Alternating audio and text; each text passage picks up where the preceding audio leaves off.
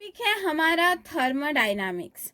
जैसे कि केमिस्ट्री में कुछ ब्रांचेस होते हैं, like inorganic chemistry, physical chemistry और ऑर्गेनिक केमिस्ट्री। ठीक उसी तरीके से फिजिक्स में भी कुछ ब्रांचेस होते हैं और उन्हीं ब्रांचेस में से थर्मोडायनामिक्स एक है। ठीक है, अब ये तो हमने समझ लिया कि थर्मोडायनामिक्स आखिर क्या होता है। अब जानते हैं कि इसका मीनिंग क्या होता है। अगर हम ये थर्मोडायनामिक वर्ड को डिवाइड कर दें तो हमें दो वर्ड्स मिलेंगे। एक होगा आपका थर्मो, जिसका मतलब होता है हीट, और सेकेंड है आपका डायनामिक, जिसका मतलब होता है वर्क, जिसे हम एनर्जी भी कह सकते हैं। ठीक है, अब ये तीनों को मिलाकर अब हम थर्मोडायनामिक का एक एग्जैक्ट डेफिनेशन निकालेंगे। ठीक है, मोस्टली थर्मोडायनामिक फिजिक्स का एक ब्रांच होता है जिसके अंडर हम हीट, वर्क और एनर्जी और ये तीनों के बीच में जो रिलेशनशिप होता है वो उन रिलेशनशिप के बारे में पढ़ सकते हैं। उस ब्रांच को हम कहते हैं thermodynamics. Got it? So we can say that thermodynamic is a branch of our physics through which we can deal with heat, work and energy and relationship between these. बिना टाइम वेस्ट किए हम सबसे पहले पढ़ लेते हैं कि ये आखिर वर्क होता क्या है। ठीक है, पहले तो हमें उसका फॉर्मूला याद रखना है सो दैट हम उसका डेफिनेशन खुद बनाएं और उसके बारे में हम खुद लिख सकें। ठीक है, सो दैट हमारा फॉर्मूला होगा W is equal to force vector dot displacement vector, और यहाँ पर डिस्प्लेसमेंट है आपका एक्स वेक्टर। अगर हमें ये फॉर्मूला याद रहेगा तो हम खुद इसका डेफिनेशन बना सकते हैं। कैसे? जब हमें पता है कि ये फोर्स है और ये डिस्प्लेसमेंट है और इनके बीच में एक डॉट है, मतलब दो वेक्टर डॉट प्रोडक्ट के थ्रू ये मल्टीप्लाई हो रहे हैं, सो दैट हम लिख सकते हैं vector product between force and displacement that is known as our work. As simple as that. हमें सिर्फ फॉर्मूला याद रखना है so that हम उसका डेफिनेशन खुद तैयार कर सकें, रट्टा मारने की जरूरत ना पड़े। यहाँ पे एक क्वेश्चन आएगा कि अगर ये फैक्टर फॉर्म है और ये भी फैक्टर फॉर्म है तो ये जो W जो हमारा वर्क है वो क्यों फैक्टर फॉर्म में नहीं है। मोस्टली अगर हम वेक्टर को दूसरे वेक्टर के साथ डॉट प्रोडक्ट के थ्रू अगर मल्टीप्लाई करते हैं तो उसका जो रिजल्ट आएगा वो स्केलर क्वांटिटी का हो।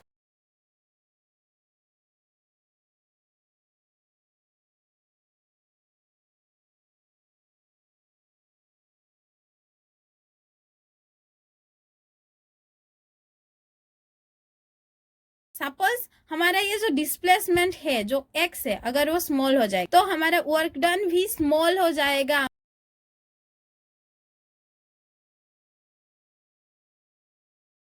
सो दैट हम लिख सकते हैं derivative of W is equal to vector form of force dot displacement का vector. Okay, so this implies that derivative of W is equal to force और डिस्प्लेसमेंट जो है ये दोनों डॉट प्रोडक्ट के थ्रू मल्टीप्लाई कर रहे हैं और डॉट प्रोडक्ट के अंडर हमारा एक फॉर्मूला है जो कि कहता है कि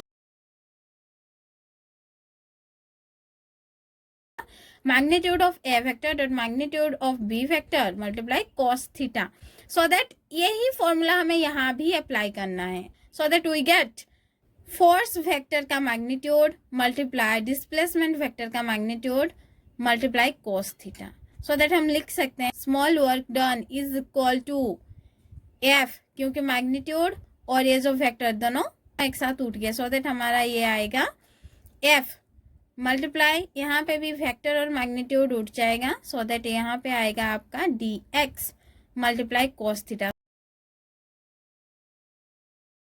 यहाँ पे जो थीटा होता है मोस्टली ये एंगल होता है।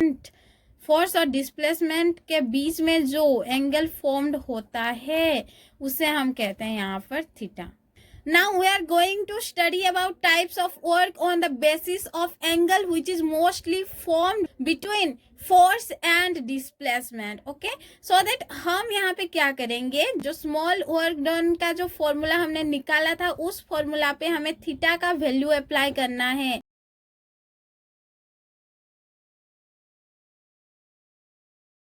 थीटा इज इक्वल टू हो गया आपका 0 डिग्री, उससे हमें अप्लाई करना है। Theta is equal to 180 degree apply करना है। Theta is equal to 90 degree भी अप्लाई करना है। ठीक है, सो अगर हम theta is equal to 0 degree उस फॉर्मूला पे पुट करते हैं सो दैट हमें क्या मिलेगा, small work done is equal to force into displacement multiply cos 0 degree, क्योंकि हमने यहाँ पे theta is equal to 0 degree लिया हुआ है, सो दैट हमें मिलेगा फोर्स इंटू डिस्प्लेसमेंट। दैट अगर फोर्स और डिस्प्लेसमेंट के बीच जो एंगल होता है अगर वो 0 डिग्री होता है तो हमें जो वर्क मिलेगा उससे हम कहते हैं पॉजिटिव वर्क।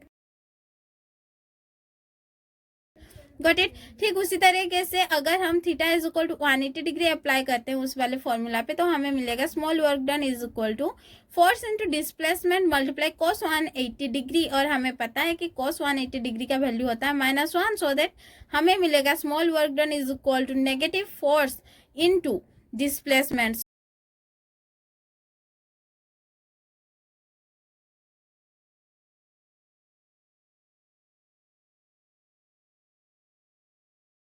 तो अब हम पुट करेंगे theta is equal to 90 degree उसी वाले फॉर्मूला पे, ठीक है। Small work done is equal to force into displacement multiply cos 90 degree, और हमें पता है कि कोस 90 डिग्री का वैल्यू होता है आपका 0, सो दैट ये टोटल हो जाएगा आपका 0, ठीक है।